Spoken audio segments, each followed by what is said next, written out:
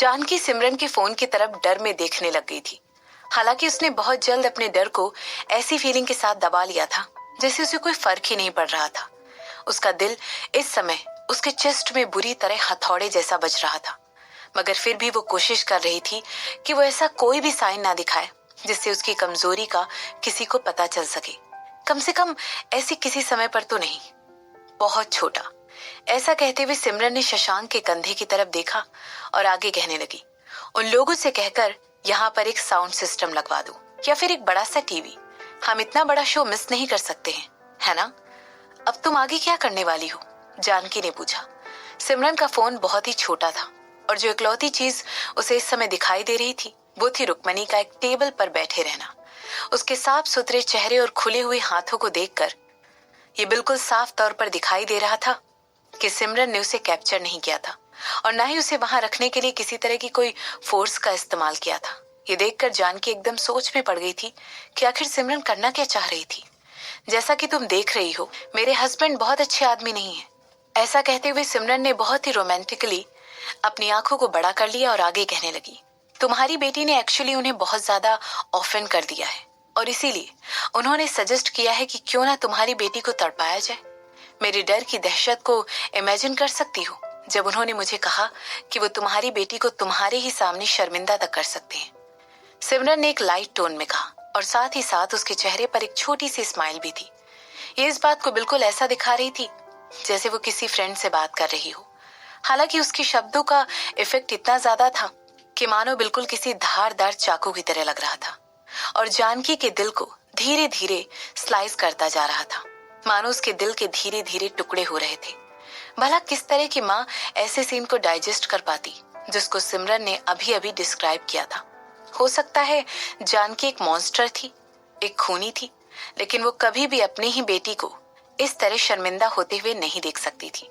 और अभी भी इतना सब कुछ सुनने के बाद उसने अपने चेहरे पर एक कठोरता वाला एक्सप्रेशन मेंटेन करते हुए धीरे से हंसी दिखाई। एक वीकनेस का मोमेंट उसके लिए बहुत ज्यादा डिसएडवांटेज दिखाने वाला हो सकता था। वो सिमरन को ये बात पता नहीं लगने दे सकती थी कि वो अपनी बेटी के लिए कितनी ज्यादा फिक्र करती है। वो उसे ये पता लगने नहीं दे सकती थी कि वो अपने पति के लिए कितनी ज्यादा फिक्र करती है। अगर वो उसे ये बात पता लगने देती तो हो सकता है सिमरन इन दोनों का इस्तेमाल उसके खिलाफ करती। ये बात कि रुक्मणी अभी तक जिंदा है और सेफ है, जो कि उसे इस वीडियो के थ्रू पता ही चला था, वो ये बताने के लिए काफी था कि ये सब उसके लिए बस एक इम्तिहान ही है। जानकी के दिमाग में सिमरन और शशांक किसी भी इंसान को बिना किसी नतीजे पर आए ऐसे ही दूर रख नहीं सकते थे। रुक्मणी और यहाँ तक कि मिस्टर राजवंशी भी बहुत ज्यादा वेल नोन बिजनेस के लोग थे। उनका एकदम से गायब हो जाना किसी के भी थ्रू अननोटिस नहीं किया जाएगा। सिमरन और शशांक दोनों ही उदयपुर को खरीद कर नहीं रख सकते थे। वो दोनों ही लोगों को इग्नोर करते हुए लोगों को अपनी इच्छा के अनुसार मार नहीं सकते थे। ऑफ कोर्स मैंने तुरंत मना कर दिया, आखिर मैं किसी को इस तरह बेइज्जत होते हुए कैसे देख सकती हूँ। ऐसा कहते हुए सिमरन ने मुस्कुराकर दरवाजे की तरफ देखा। दरवाजा एकदम से खुला और एक आदमी जिसका नाम मिस्टर बी था वो अपने आदमियों के साथ उस रूम के अंदर आ गया। उन लोगों ने एक बहुत बड़ा सा टीवी अपने हाथ में लिया हुआ था जिसके साथ एक साउंड सिस्टम भी था। क्या ये काफी रहेगा? मिस्टर बी ने अपनी एक आईब्रो उठाकर पूछा। बहुत रहेगा, तुम इसे यहाँ पर रख सकती हो। ये रूम शुरुआत करने के लिए ज्यादा बड़ा नहीं है। सिमरन ऐसा कहते हुए अपनी सीट से उठकर खड़ी हो गई। शशांक ने तुरंत कुर्सी को उठाया और उसे दीवार के पास पोजीशन करके रख दिया ताकि वहां पर टीवी के लिए बहुत सारी जगह बन जाए। वो जगह उस कंक्रीट रूम के बिल्कुल बीचों बीच थी। एक बार सब कुछ रेडी हो गया तो फिर मनमीत ने टीवी ऑन करके दिखाया। उस टीवी में इस समय रुक्मणी दिखाई दे रही थी और उसने वही सेम आउटफिट पहना हुआ था और उसी सेम जगह पर बैठी हुई थी जहां पर वो पहले बैठी हुई दिखाई दे रही थी। उसका चेहरा उसके हाथों पर रखा हुआ था और उसकी कोहनियां टेबल पर टिकी हुई थी। ऐसा दिख रहा था जैसे वो एक ही समय पर रिलैक्स्ड और बोरियत से भरी हुई दिखाई दे रही थी। ठीक है, हम अब शुरू कर सकते हैं। ऐसा कहते हुए सिमरन वापस अपनी सीट पर पहुंच गई। टीवी पर रुक्मणी का सर एकदम से उठा और उसकी नजर किसी चीज की तरफ अट्रैक्ट हो गई। इसके बाद एक इंसान, एक औरत वहां पर आई जिसने व्हाइट कलर का सूट पहना हुआ था और रुक्मणी के सामने जाकर बैठ गई। सिमरन कहाँ है? रुक्मणी की आवाज उस रूम में पूरी तरह गूंजने लगी। वो बिजी है, उस औरत ने जवाब देते हुए कहा।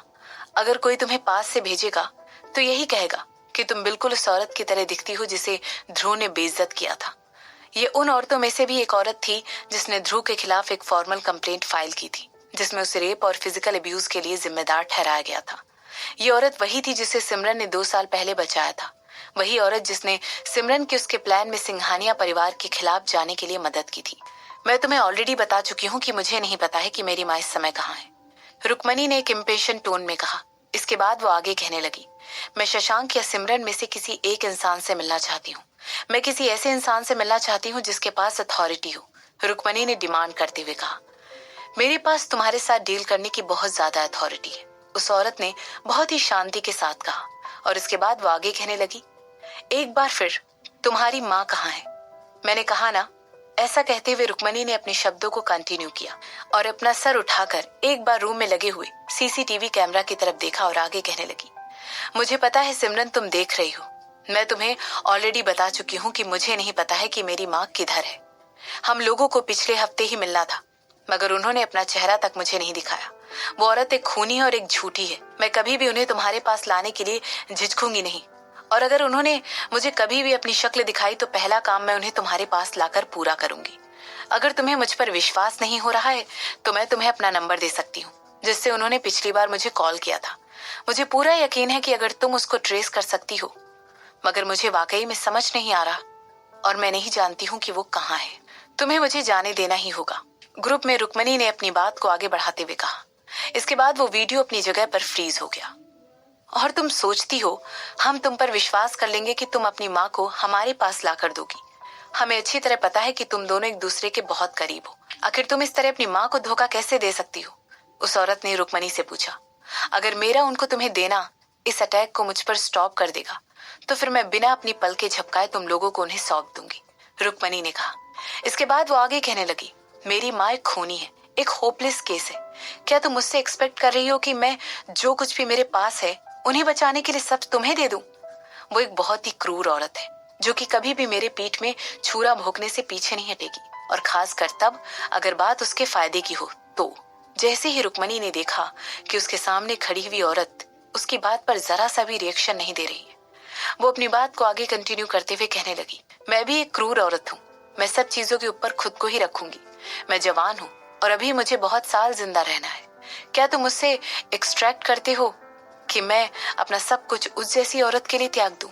क्रूर? उस औरत ने कहा। ओ प्लीज, किसी के भी आदर्श और इंटीग्रिटी तुम्हें तब कभी भी नहीं बचाते हैं जब तुम नीचे जा रहे होते हो। ये दुनिया बहुत ही क्रूर और जानलेवा है। ये दुनिया क्रूरता और दूसरों को मारने से ही चलती है, और उन्हें मार कर ही तुम हमेशा टॉप पर पहुंच सकते हो, रुक्मणी ने जवाब देते हुए कहा। उसे अपने सामने खड़ी हुई हिपोक्रेट जैसी औरतों के लिए सिवाय डिस्गस्ट के और कुछ भी फील नहीं हो रहा था। इस दुनिया में क्रूर और बिना दिल के लोग ही हमेशा आगे बढ़ते आए हैं। तुम्हारी बॉस भी ऐसी ही क्रूर इंसान की एक एग्जाम्पल है।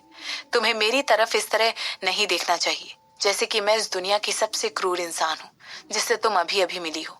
हालांकि रुक्मणी की बात सुनकर उस औरत ने एक बार भी उसकी बात का जवाब नहीं दिया। वो वैसे भी बहुत ज्यादा सुन चुकी थी। रुक्मणी एक ऐसी मॉन्स्टर थी जिसे सोसाइटी नहीं बनाया था। वो अपनी सीट से उठकर धीरे से रुक्मणी की तरफ मुड़कर देखने लगी। उसकी आंखें अभी भी सीसीटीवी की तरफ ही सीधा देख रही थी। इसके बाद उसने धीरे से अपना सर हिलाया और मुस्कुराने लगी। ये देखकर सिमरन ने तुरंत टीवी को स्विच ऑफ कर दिया और अपने सामने बैठी हुई जानकी को काटते हुए घूर कर देखने लग गई और कहने लगी, ऐसा लगता है आपने इतने सालों तक एक मास्टर को पाला था, मिसेस राजवंशी।